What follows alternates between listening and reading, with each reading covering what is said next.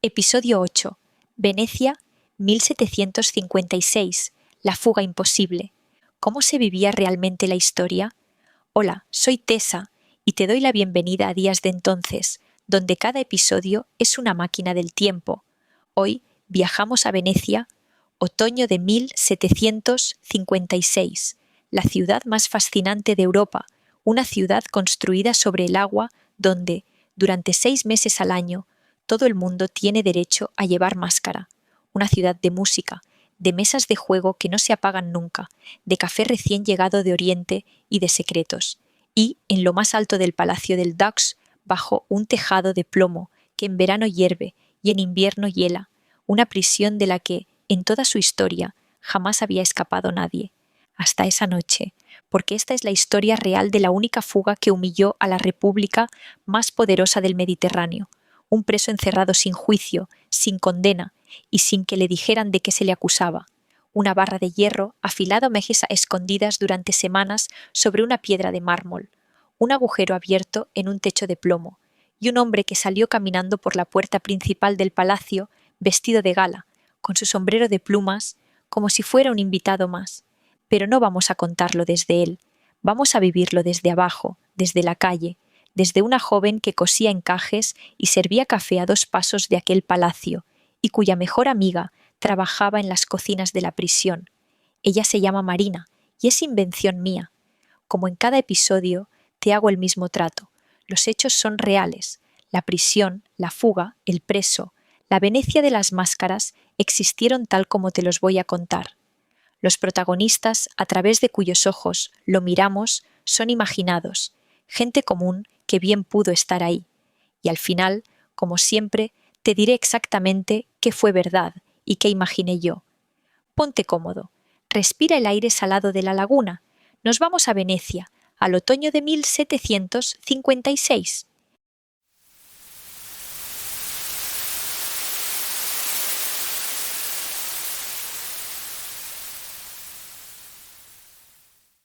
Lo primero que aprende una en Venecia es a no fiarse de las caras. Me llamo Marina. Tengo 19 años y vivo en una habitación que da a un canal tan estrecho que, si estiro el brazo desde la ventana, casi toco la pared de enfrente. Por las mañanas, antes de que salga el sol, el agua huele a sal y a algas y a humo de las cocinas que ya están encendidas. Oigo el chapoteo de los remos de las barcas que traen pescado del mercado de Rialto, el grito de los barqueros, las campanas de 100 iglesias que nunca terminan de ponerse de acuerdo en la hora, y por encima de todo, si afino el oído, oigo la campana grande de la torre de San Marcos, la que llaman la Marangona, que marca el principio de la jornada para toda la ciudad. Me visto a oscuras, me echo el chal por encima y bajo a la calle. Trabajo en 2 sitios, porque en Venecia, en 1756, una chica sola necesita 2 sitios. Por las mañanas, coso encaje para una tienda cerca de la Mercería, la calle de los comercios, y por las tardes sirvo café en uno de los locales de la Plaza de San Marcos, bajo los soportales, donde el café llegó a esta ciudad antes que a casi ninguna otra de Europa. El café, déjame que te lo explique, porque entonces era casi una magia. Llegaba en sacos desde el otro extremo del Mediterráneo, lo molían en la trastienda, y aquel líquido negro y amargo te despertaba el cuerpo y la lengua. La gente venía a las mesas no solo a beberlo, sino a hablar, de negocios, de amores, de política en voz baja. Uno de aquellos locales, en los soportales de la plaza, llevaba abierto desde hacía más de 30 años y seguiría abierto siglos después. Hoy lo conocerías por su nombre, pero entonces para mí era simplemente donde trabajaba. Y entre las mesas, las máscaras, tienes que entender esto, porque es lo que hacía a mi ciudad distinta a cualquier otra del mundo. En Venecia, durante medio año, desde octubre, pasando por Navidad hasta la Cuaresma, estaba permitido, casi obligado, salir a la calle con la cara tapada. No era solo en una fiesta, era la vida normal. El noble y el barrendero, la dama y la criada, el embajador y el espía, todos con el rostro oculto. La máscara más común se llamaba bauta. Era blanca, dura, con la barbilla saliente hacia adelante y estaba diseñada con una astucia preciosa. La barbilla sobresalía tanto que podías comer, beber tu café y hablar sin quitártela. Encima, un sombrero de 3 picos y una capa negra. Así vestido, nadie sabía si eras hombre o mujer, rico o pobre, santo o ladrón. Imagínate lo que eso significaba, una ciudad entera de gente sin cara. Podías sentarte a jugar tu fortuna al lado de un senador de la República y no saberlo. Podías cruzarte con tu propio confesor y no reconocerlo. Los enamorados se citaban sin testigos, los que tenían deudas escapaban de sus acreedores, los que tenían secretos, y en Venecia todo el mundo tenía secretos, podían moverse como peces en el agua oscura. Y fíjate en una palabra que seguramente conoces: casino, ese sitio de juego. Nació aquí. En italiano significa casita. En Venecia abrieron una sala de juego oficial, autorizada por el propio Estado, donde la nobleza pasaba días y noches enteras apostando, siempre con la máscara puesta. Era obligatorio jugar enmascarado. La llamaban el ridotto.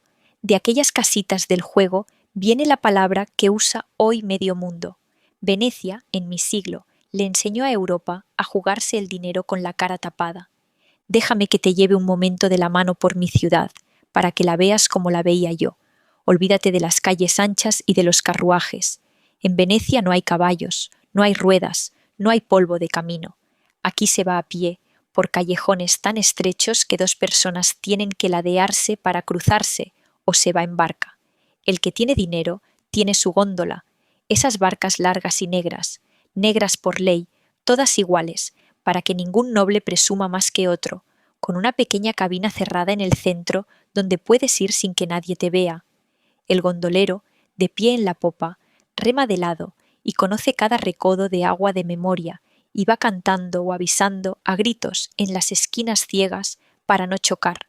El que no tiene góndola, como yo, cruza los canales por los puentes, cientos de puentes pequeños de piedra, o paga una moneda por subirse a una barca compartida que va de orilla a orilla. Y los olores. La Venecia que tú imaginas huele a romanticismo. La mía olía a vida de verdad. Olía a pescado fresco en el mercado de Rialto, a fritura de las cocinas, a humedad de las paredes que el agua salada va comiendo por abajo, a incienso cuando pasabas frente a una iglesia, a café molido en mi local, a perfume caro cuando se cruzaba contigo una dama enmascarada. En carnaval las plazas se llenaban, vendedores de buñuelos calientes, los frítole, fritos en aceite y rebozados de azúcar, que aún hoy se comen en Venecia por estas fechas, charlatanes, titiriteros, gente disfrazada de médico con una máscara blanca de nariz larguísima, de pico, que en realidad venía de los médicos que habían tratado la peste años atrás y que el carnaval había convertido en disfraz, música por todas partes, risas detrás de las máscaras y la sensación constante, embriagadora, de que en esta ciudad todo estaba permitido y nada era lo que parecía. Una tarde, en el café, me sirvió de lección. Atendía a un cliente con bauta, sombrero y capa, imposible saber quién era. Pidió su café, dejó una moneda generosa, me hizo una pregunta amable sobre el encaje de mi cofia. Por la voz, por las manos cuidadas, pensé, un señor, un noble quizá. Al levantarse, se le abrió un poco la capa y vi, debajo, la ropa remendada de un hombre pobre, más pobre que yo. Bajo la máscara, cualquiera podía ser cualquiera. Esa era la gracia, y esa era también la trampa de mi ciudad. Porque eso era mi ciudad en 1756, una república antiquísima, riquísima, que había dominado el comercio del Mediterráneo durante siglos y que ahora, poco a poco, se había convertido en otra cosa, en la ciudad del placer. Venían de toda Europa los jóvenes ricos a gastarse la herencia, a la ópera, al juego, a las fiestas, al café, a las máscaras, teatros por todas partes, música en cada esquina, la fiesta que no terminaba nunca. Por fuera, todo era luz, oro y carnaval. Por dentro, todos sabíamos que nos vigilaban, porque la otra cara de aquella ciudad de placeres era el poder más silencioso y más temido de Europa. La república estaba gobernada por un dux y por sus consejos de nobles, sí, pero por debajo había algo que helaba la sangre solo de nombrarlo. Los 3 inquisidores de Estado, 3 hombres, solo 3, vestidos de negro, elegidos en secreto, con poder para vigilar, detener, juzgar y condenar a cualquiera, noble o plebeyo, sin tener que dar explicaciones a nadie. Tenían una red de espías e informadores repartida por toda la ciudad. En las paredes de algunos edificios había unas ranuras de piedra con forma de boca de león. Las llamaban las bocas de león. Cualquiera podía meter por allí un papel, una denuncia anónima, y arruinar a su vecino sin dar la cara. En una ciudad de máscaras, hasta las acusaciones eran anónimas, y cuando los inquisidores decidían que alguien sobraba, ese alguien desaparecía, sin juicio público, sin sentencia que nadie pudiera leer. Subía, sin más, a los plomos. Los plomos, así llamábamos a las celdas que había justo debajo del tejado del Palacio del Dux, ese palacio rosa y blanco que da a la laguna, el más hermoso de Venecia. El nombre venía del propio tejado. Estaba cubierto de grandes planchas de plomo, y las celdas estaban directamente debajo, sin nada que las aislara. En verano, el plomo se calentaba al sol como una sartén, y el aire de dentro se volventaba irrespirable. Los presos sudaban tumbados en el suelo, sin fuerzas. En invierno, ese mismo plomo se helaba y el frío calaba hasta los huesos. No había barrotes a la calle, no había vistas, no había nada. Estabas encerrado bajo el techo más alto de la ciudad, más vigilada del mundo, en una caja de plomo, sabiendo que nadie había salido jamás de allí por su propio pie. Todo esto lo sé por Chiara. Chiara era mi mejor amiga desde niñas. Habíamos crecido juntas en el mismo barrio de callejones y puentes. Habíamos compartido el hambre y la risa y todos los secretos, y nos queríamos como se quieren dos hermanas que han elegido serlo. Ella no cosía como yo. A Chiara la habían colocado de moza en las cocinas del Palacio del Dux, un trabajo durísimo, de levantarse mucho antes del alba, pero seguro, y para gente como nosotras, seguro, era una palabra que valía oro. Entre sus 1000 tareas estaba ayudar a subir la comida a los presos. Cargaba las bandejas por las escaleras interiores del palacio, arriba y arriba, hasta los desvanes, y se las entregaba al carcelero, que era quien abría las celdas. Ella no tenía llaves ni pisaba los calabozos. De eso se encargaba el carcelero jefe, un hombre llamado Lorenzo, gordo, devoto y bastante crédulo. Pero Chiara estaba allí dentro, en el corazón del palacio, todos los días, y veía y oía cosas. Y por las tardes, cuando terminaba y se pasaba por el café, o de noche en mi cuarto, compartiendo un plato de pescado y un poco de pan junto a la ventana, me las contaba en voz muy baja, porque de los plomos no se hablaba. Hablar de los presos podía costarte el puesto o algo peor. Hay uno nuevo arriba, me dijo una noche de aquel verano. Lo subieron hace tiempo, pero ahora se habla mucho de él. Dicen que es un hombre raro. ¿Raro cómo?, pregunté. Listo, demasiado listo. Chiara partió el pan. Lo metieron sin juicio, como a todos, pero a este nadie le ha dicho de qué se le acusa ni cuánto tiempo va a estar. Lorenzo dice que es una cuestión de religión, pero todos sabemos lo que eso significa, lo que eso significaba. Te lo cuento, porque es parte del misterio. El hombre del que hablaba Chiara había sido detenido un año antes, en pleno verano, por los hombres de los inquisidores. Tenía 30 años. Lo acusaban, según los pocos papeles que circulaban, de cosas que en otra ciudad apenas habrían sido nada, de tener libros prohibidos, de blasfemia, de llevar una vida de libertino, de andar metido en sociedades secretas que la República miraba con recelo. En realidad, lo que había hecho era no respetar ninguna regla. Cortejaba a las esposas y a las hijas de los nobles, se sentaba en las mesas de juego y ganaba, hablaba de más, presumía de más, sabía de más, se movía por Venecia como si las normas no fueran con él, y en una república que lo controlaba todo en silencio, un hombre así, brillante y sin freno, era un problema. Así que un día simplemente lo borraron del mundo, lo subieron a los plomos, le cerraron la puerta y se olvidaron de él, sin condena, sin fecha, para siempre. Con el tiempo supe más cosas de él, y todas encajaban con aquella voz que se reía al otro lado de la puerta. Era hijo de actores, gente del teatro, lo más bajo en el escalafón de una sociedad de nobles, y sin embargo se había abierto camino a base de labia, de encanto y de una cabeza rapidísima. Había estudiado para cura y lo habían echado. Había sido soldado y violinista y curandero y jugador profesional.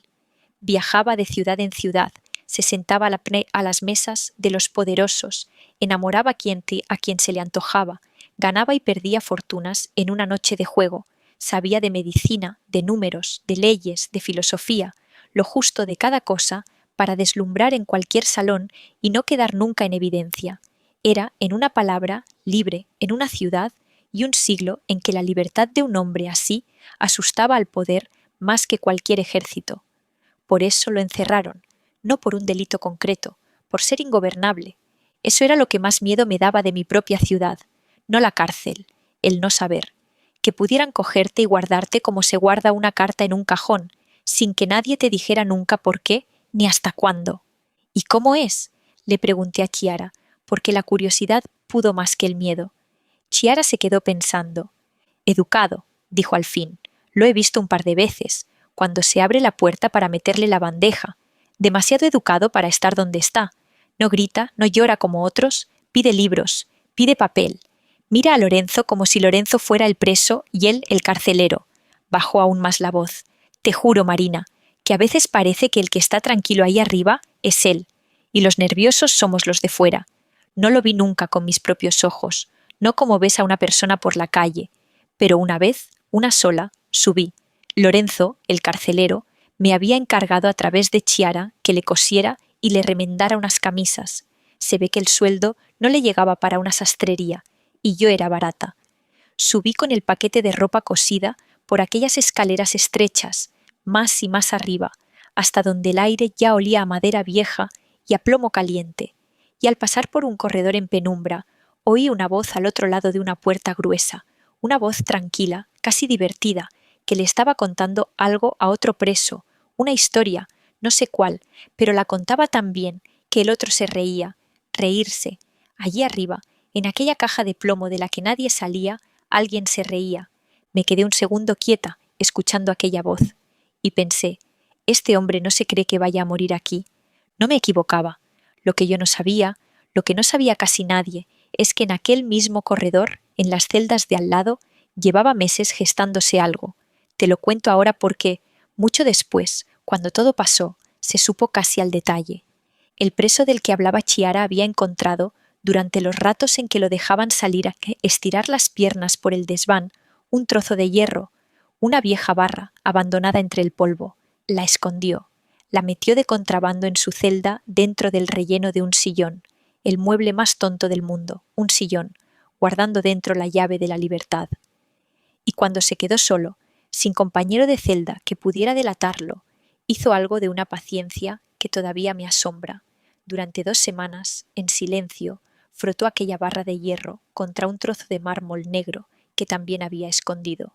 Frota que frota, hora tras hora, día tras día, hasta convertir aquella barra inútil en una especie de pica afilada, una herramienta con la que se podía perforar. Pero había un problema. Para escapar de los plomos no bastaba con un agujero. Había que cruzar techos, paredes, espacios cerrados. Hacía falta ayuda. Y un hombre encerrado a solas no puede ayudarse a sí mismo desde el otro lado de una pared. Ahí entra el segundo personaje real de esta historia, un fraile. En una de las celdas cercanas habían metido a un monje, un religioso que había tenido también sus propios líos, de los que escandalizaban a la Iglesia, y al que la República había decidido apartar del mundo, un hombre de carácter difícil, miedoso a ratos y temerario a otros, pero con una ventaja enorme. Estaba en una celda distinta, con un techo distinto, en una posición distinta del laberinto del desván. Entre los dos, con un poco de astucia, podían hacer lo que ninguno haría solo. ¿Y cómo le pasó la pica afilada de una celda a otra, con guardias entrando y saliendo? Con una de las ideas más ingeniosas que he oído nunca. La escondió en un libro. El preso pidió que le prestaran al fraile un libro enorme, una Biblia de esas de tapas gruesas, un volumen pesadísimo. Dentro, a lo largo, escondió la pica de hierro. Pero un libro tan grande con algo dentro pesa, se nota, levanta sospechas. Así que cubrió el problema con otro problema. Pidió que le sirvieran, encima del libro, un plato enorme de pasta. Un plato hondo, rebosante, nadando en mantequilla. El carcelero, el bueno y crédulo Lorenzo, tuvo que llevar el libro con el plato de pasta encima, equilibrándolo con las 2 manos, todo su cuidado puesto en no manchar de grasa el suelo ni la ropa, en no derramar ni una gota. Iba tan pendiente del plato humeante que ni se le ocurrió mirar lo que había debajo, y así, entre la mantequilla y la pasta caliente, el propio carcelero le entregó al fraile, con sus propias manos, la herramienta con la que iban a burlar a toda la República. Piénsalo, la cárcel más segura de Venecia, vencida por un plato de pasta. Chiara no sabía nada de esto, claro, nadie lo sabía. Yo me enteré, como casi todo el mundo, mucho después, pero aquel otoño la noté nerviosa. Los presos de arriba estaban inquietos, decía, sin saber por qué. Lorenzo, el carcelero, refunfuñaba que aquel hombre educado pedía demasiados libros, demasiado papel, que se pasaba el día escribiendo y leyendo. Lo que ninguno de ellos veía es que encima de sus cabezas, en el espacio entre el techo de las celdas y las planchas de plomo del tejado, se estaba abriendo, despacito, en silencio, un camino hacia el cielo. Y piensa en la sangre fría que hacía falta. Aquel hombre no era un loco desesperado dando martillazos, era todo lo contrario, calculaba. Sabía que un solo ruido en el momento equivocado, un guardia que entrara de improviso, una plancha de plomo que cayera, lo devolvería a la celda para siempre, y esta vez a una peor, encadenado, sin libros ni papel.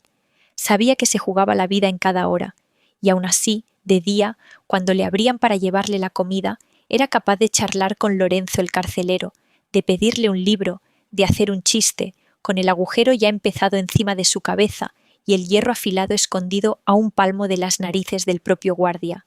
Yo no sé si eso es valentía o es otra cosa, una especie de frío en las venas que muy poca gente tiene.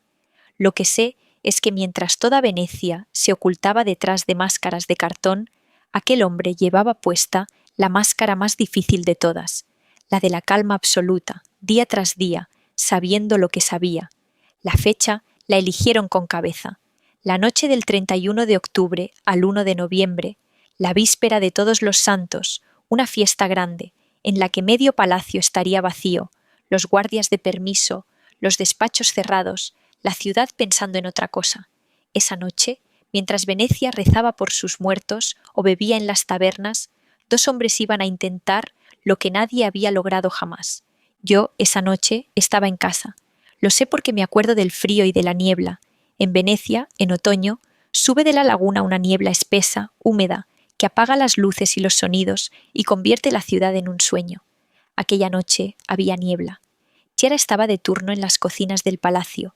Era la cena de Todos los Santos y había trabajo. Y yo, junto a la ventana, cosiendo a la luz de una vela, oía las campanas de los muertos tocar despacio sobre la ciudad blanca. Lo que pasó arriba, esa noche, mientras yo cosía, fue esto. El fraile, desde su celda, terminó de abrir un agujero en su propio techo. Salió al hueco, gateó por las vigas en la oscuridad total, llegó hasta encima de la celda del otro preso y abrió desde fuera un agujero en aquel techo. Y por ese agujero, el hombre educado que se reía contando historias salió por fin de su celda, hacia arriba, al espacio negro y polvoriento que había bajo el tejado de plomo. Pero salir de la celda no era escapar. Estaban dentro del desván, atrapados bajo las planchas de plomo, en lo más alto del palacio. No había puerta, no había escalera al exterior, solo el plomo sobre sus cabezas y debajo todo el peso del edificio más vigilado de la República. Así que hicieron lo único que les quedaba, subir. Con la pica afilada, esa misma barra que había viajado dentro de una Biblia bajo un plato de pasta, empezaron a levantar una de las planchas de plomo del tejado. Imagínate la escena, dos hombres, en plena noche, agachados en un desván helado, haciendo palanca con un hierro contra una lámina de metal, intentando no hacer ruido, sin saber si al otro lado había un guardia, un vacío o la muerte. Poco a poco doblaron el plomo hacia arriba, abrieron una boca en el tejado y por ella salieron a la superficie, y entonces se encontraron de pie sobre el tejado del Palacio del Dux, de noche, con niebla, el plomo húmedo y resbaladizo bajo los zapatos, en una pendiente que caía a los lados hacia el vacío. Debajo, muy abajo, la plaza, los canales, la laguna, un paso en falso y se acababa todo. Pero por encima de ellos, por primera vez en más de un año, el cielo abierto, el aire libre, la niebla fría en la cara, después de tantos meses respirando el aire muerto de una caja de plomo. Y aquí, déjame que me detenga, porque esto es lo que más me impresiona cuando lo imagino. No fue un salto rápido ni una carrera. Fue lento, larguísimo, agónico. El tejado del palacio del Dux es enorme, una montaña de plomo en pendiente, y ellos estaban encima en plena noche, sin luz, con la niebla tapándolo todo. El fraile, en un momento, se quedó paralizado de miedo, sentado, agarrado al plomo, incapaz de moverse, convencido de que iban a despeñarse o a que los descubrieran. Y el otro tuvo que tirar de él, calmarlo, convencerlo de seguir, casi llevarlo a rastras. Buscaron durante horas un modo de bajar. Probaron una cuerda hecha con sábanas y mantas que se habían llevado anudadas alrededor del cuerpo. Se asomaron a los bordes y vieron, abajo, muy abajo, la plaza vacía, los canales, la caída que no perdona. Cualquier paso en falso sobre aquel plomo húmedo y resbaladizo, y se acababa la historia ahí mismo, esa misma noche, sin que nadie lo supiera nunca. No podían quedarse en el tejado. Amanecería y los verían como dos pájaros raros sobre el palacio más famoso de la ciudad. Tenían que volver a Tirsa a entrar, pero en otra parte, en una zona del edificio que no fuera la prisión. Y lo lograron. Encontraron una claraboya, una de esas ventanas de cristal que dan luz a los desvanes, y por ella se descolgaron de nuevo hacia dentro del palacio, esta vez en una zona noble, en las oficinas mismas de la administración de la República, en las salas por donde de día circulaban los funcionarios más importantes de Venecia. Estaban dentro otra vez, pero ya no en la cárcel.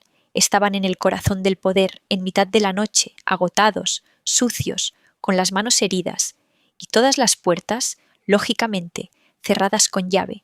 Aquí es donde la historia deja de parecer una fuga y empieza a parecer teatro, porque lo que hizo aquel hombre, en lugar de esconderse o de forzar las cerraduras a martillazos, fue arreglarse. Cuando lo detuvieron, más de un año antes, lo habían subido a la cárcel con la ropa que llevaba puesta aquel día, un traje elegante, de los buenos, y un sombrero precioso adornado con encaje y con una pluma blanca. Esa ropa la había conservado, y allí, atrapado entre las oficinas cerradas del Palacio del Dux, con el primer gris del amanecer asomando, se vistió, se puso el traje fino, se caló el sombrero de la pluma blanca, se compuso lo mejor que pudo, como si en lugar de venir de un agujero en un tejado, viniera de una fiesta, y esperó junto a una ventana a que alguien lo viera. Lo vio un guardia de ronda, un hombre que, al asomarse, descubrió a través de la reja a un caballero bien vestido, con su sombrero de plumas, dentro de unas salas que deberían estar vacías. ¿Y qué pensó el guardia? Lo más lógico del mundo, que era un señor, un funcionario, un invitado que se había quedado encerrado dentro del palacio por descuido al cerrar la noche anterior. Un despiste. Pasaba a veces, así que, en lugar de dar la alarma, el guardia fue a por las llaves y le abrió las puertas, educadamente, para dejar salir al caballero atrapado. Y el caballero salió. Bajó las escaleras del palacio del Dux con paso tranquilo. Bajó, y este detalle me pone la piel de gallina, por la gran escalera de honor, la escalera monumental coronada por dos estatuas enormes de dioses de piedra, la escalera por la que subían los embajadores y por la que se coronaba a los dux. Por esa misma escalera, vestido de gala, con su pluma blanca, salió andando el único preso que jamás escapó de los plomos. Cruzó el patio, salió a la calle. La ciudad seguía envuelta en niebla, despertándose despacio en la mañana de Todos los Santos, y desapareció. Cogió la primera góndola que encontró, le pidió al barquero que remara, que lo sacara de la ciudad, hacia tierra firme, lejos de la laguna. El agua negra, la niebla, los remos, para cuando en el palacio del Dux alguien subió a los plomos y descubrió las celdas vacías, los agujeros en los techos, el plomo levantado en el tejado y ni rastro de los dos presos, ellos ya estaban lejos, cruzando hacia el continente, fuera del alcance de los 3 hombres de negro que lo controlaban todo. Me acuerdo perfectamente de la mañana siguiente. Chiara vino a buscarme pálida como la cera. No me lo contó entero. No podía, no debía, pero le temblaban las manos. Se ha ido, me dijo sin más. El de arriba, se ha ido. ¿Cómo que se ha ido?, pregunté. De ahí no se va nadie. Por el tejado, Marina, por el tejado. Se sentó, hundió la cara en las manos. Van a rodar cabezas. Van a preguntarnos a todos, a Lorenzo, a mí, a todos. Van a querer saber quién lo ayudó desde dentro. Y los siguientes días fueron de miedo de verdad.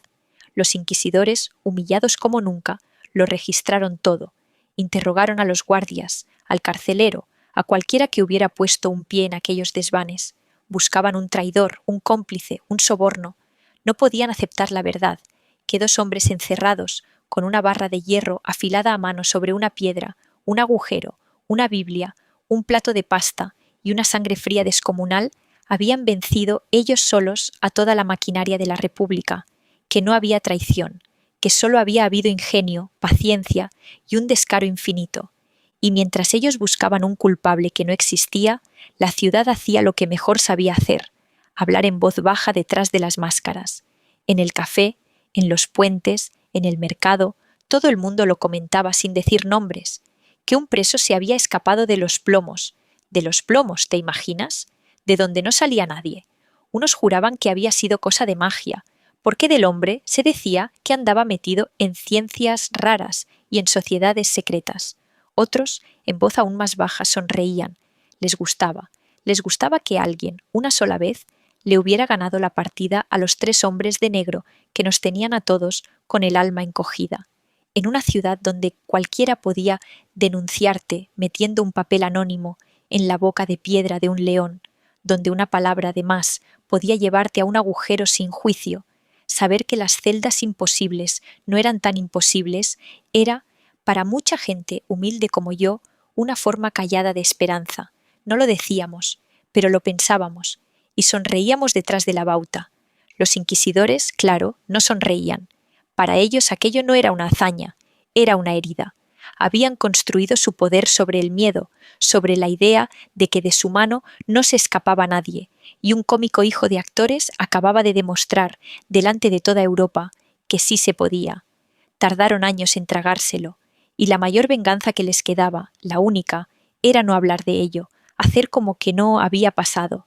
Pero ya era tarde. La historia había salido por la misma puerta grande que él, y corría de boca en boca, de salón en salón, de país en país. A Chiara la interrogaron, como a todos los que entraban en palacio. A Lorenzo, el carcelero, lo dejaron por necio, que es lo que era. El pobre se pasó semanas repitiendo que él solo había llevado libros y comida, sin entender todavía que había sido él, con sus propias manos, quien metió el hierro en la celda escondido bajo la pasta. Y lo que Chiara y yo no nos atrevimos a decir en voz alta, pero las dos lo pensamos, mirándonos en silencio, es que aquella bandeja de pasta que escondía el hierro la había subido ella, por aquellas escaleras, sin saberlo, con sus propias manos. A Chiara la soltaron al cabo de unos días, sin cargos, pero con el susto metido en el cuerpo, para siempre. Yo la abracé en la puerta de casa y le dije que no contara nunca, a nadie, que yo había subido una vez a remendar camisas y que había oído reír a un preso. En Venecia, ya te lo dije, una aprende pronto a no fiarse de las caras y a callar.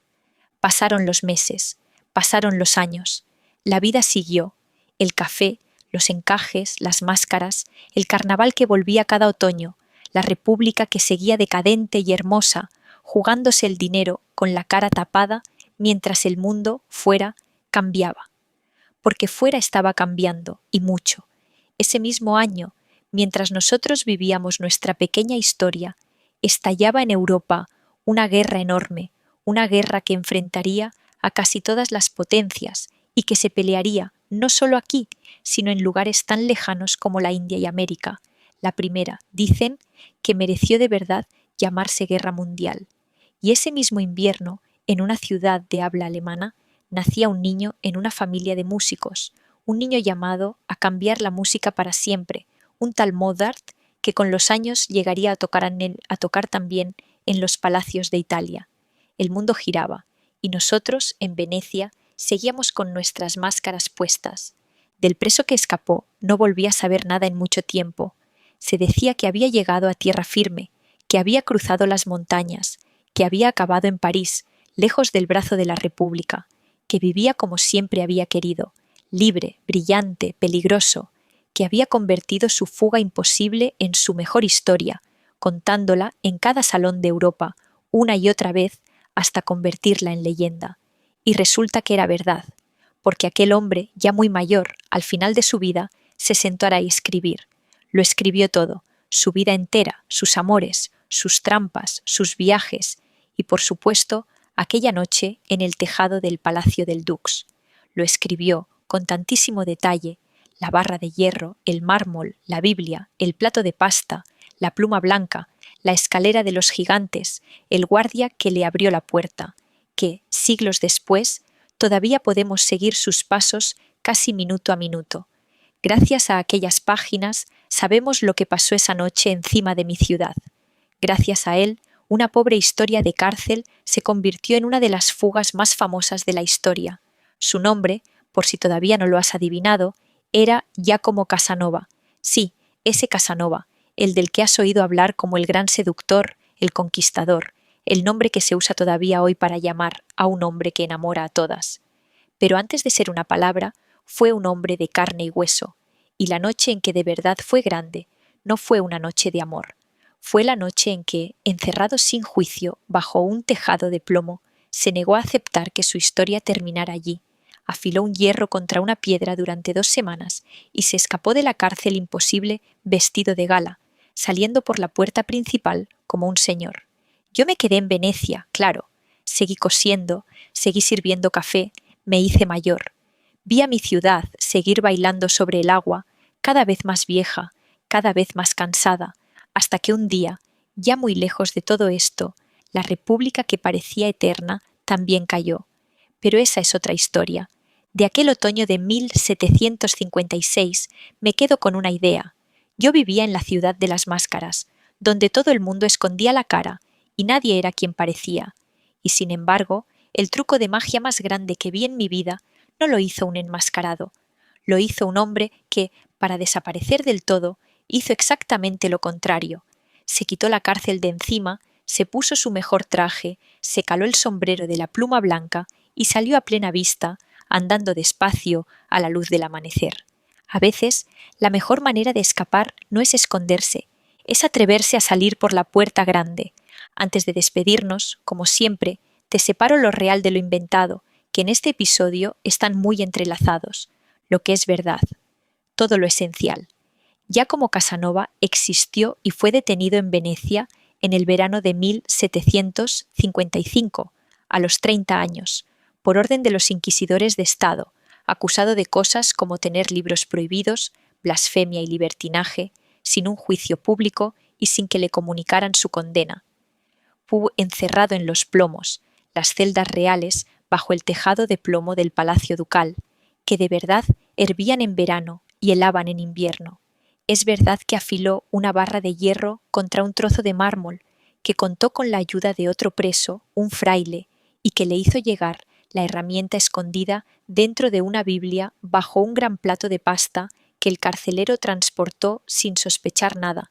Es verdad que escaparon la noche del 31 de octubre al 1 de noviembre de 1756, que abrieron el tejado de plomo, que volvieron a entrar al palacio por una claraboya, que él se vistió con sus ropas elegantes y su sombrero de pluma blanca, y que un guardia, creyéndolo un caballero encerrado por error, le abrió la puerta y lo dejó salir por la gran escalera del palacio. Huyó en góndola y acabó refugiándose en Francia. Décadas después escribió sus memorias y por eso conocemos cada paso. Fue el único que logró fugarse de aquella prisión. Y es verdad todo lo que te conté de la Venecia de entonces, las máscaras durante medio año, la bauta con la que se podía comer y beber, el ridotto y el origen de la palabra casino, el café en la plaza de San Marcos, los 3 inquisidores y las bocas de león para las denuncias anónimas. También es verdad que en 1756 empezó la Guerra de los 7 años y que ese mismo año, en enero, nació Mozart. Lo que imaginé yo, a Marina y a su amiga Chiara, la moza de las cocinas del palacio, la muchacha que cosía encajes y servía café, su habitación junto al canal, la vez que subió a remendar las camisas del carcelero y oyó reír a Casanova al otro lado de una puerta, y que fuera Chiara, quien sin saberlo subiera la bandeja de pasta. Son invención mía, gente común que bien pudo existir, ventanas para asomarnos a una noche real. El carcelero, al que llamo Lorenzo, está inspirado en el carcelero real de Casanova, pero Marina, Chiara y su amistad son ficción. Esto ha sido Días de Entonces. Si te ha gustado viajar conmigo hasta la Venecia de las Máscaras, suscríbete para no perderte el próximo destino. Y dime, ¿a qué ciudad y a qué año te gustaría viajar la próxima vez? Yo soy Tessa. Cuídate mucho y nos vemos en otro tiempo.